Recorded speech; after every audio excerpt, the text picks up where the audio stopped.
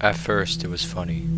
Tyrese Haliburton's voice changing. Sometimes smooth, other times deep, once robotic.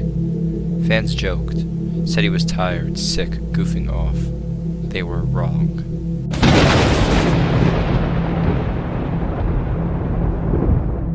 This has happened on multiple occasions across 3 different seasons. Different locations, different microphones, same result.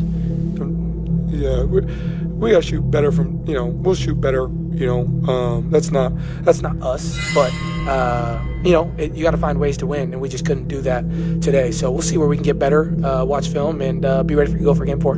A voice that doesn't belong in this world. In one post-game presser, he was asked about his mindset. Mid-sentence, his voice changed. Not gradually, instantly. Not like a person, like a transmission. Nobody reacted. The media brushed it off. But there was one person who didn't. A courtside audio tech, name wiped from Pacer staff. He leaked the raw clip online, just once. In the file metadata, EOSNBA/channel_7_- access granted. Alexander will fall. Alexander will fall. Yeah, it's like we just gotta get better. That clip was deleted in under 30 minutes. Every re-upload auto-flagged, but people remember, and the theory began.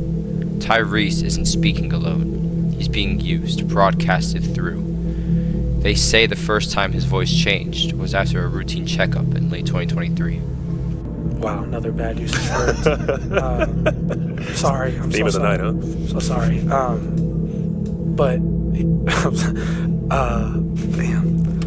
You let your guard down, and we didn't want to do that. We wanted to, come out and play the right way, and that was important. That's when the implant was placed, not for injury, for signal enhancement. You think the EOSNBA is just a meme? It's not. They don't just play basketball. They collect frequencies from arenas, from fans, from microphones. And Tyrese, he's their loudest speaker. They say sometimes his voice speaks in languages we don't know. One time, someone caught him murmuring before tip-off.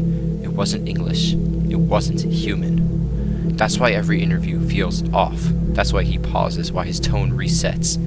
Because sometimes it takes over to update, to send data, to test how much we'll notice. And the worst part, we didn't notice. Until now. Understand, you gotta win the game. I'm not mad at that. I don't care. I did not care. But some guys on our team took exception to it. They were a little frustrated about it.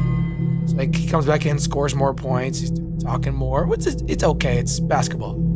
So after the games, guys are like, we're not shaking their hands. And it's the NBA, I've played against many players. I've never shaken their hand before. That's just how it goes. Not because of me, but they just leave after the game. You don't have to. It's not like kids basketball. We don't get in the line and have to shake hands. Yeah, it happens. Whatever. But my trainer was sitting courtside. My strength coach growing up. So I walked out, gave him my jersey, whatever. I turned around, and there was some talk back and forth. The Bucks do the huddle in the middle after games. So there was some talk from that little huddle towards our group as we were walking off. So I'm watching it as I'm walking off, but I'm like. So Lloyd's waiting for me. And then one of the Bucks assistant coaches is going crazy. After his voice changed mid-interview in February, fans started comparing footage.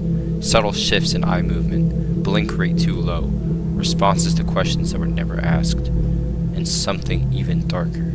His breath. No breath. Even in cold arenas, even after 40 minutes of play. That's not adrenaline, that's replication. You ever notice how the camera sometimes blurs around him? Not just motion blur, but data distortion. His voice doesn't just drop pitch, it fractures.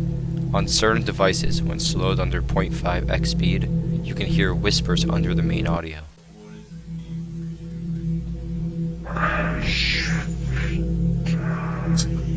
I mean, he's a great player. I love competing against him.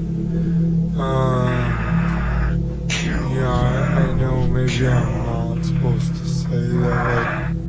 They've been testing different players across the league, but only a few could handle a full broadcast link.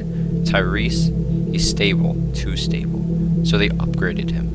He's not just an agent, He's a transmitter, a living antenna, hooked to something orbiting just beyond Earth's sensors, throwing no-look bounce passes between their 4 defenders through someone's leg, twice. Not luck, trajectory guidance. And when someone tried to ask him about it, his answer was perfect, too perfect. Spoken in a cadence that matches U.S. emergency broadcast signals. 4 syllables per second, 3-second pause, no stutter. Human speech isn't built like that. Broadcasts are. The EOSNBA has protocols, 67 of them, each one linked to a cosmic event, a time code, a sacrifice. And on Protocol 34, they test the voice. On Protocol 67, they replace it. And what day was Game 4? Friday the 13th. 67 days since Haliburton's tune-up procedure. That's not a coincidence, that's activation. We tried to warn you. The voices, the stares, the glitch in his laugh. They weren't malfunctions, they were milestones.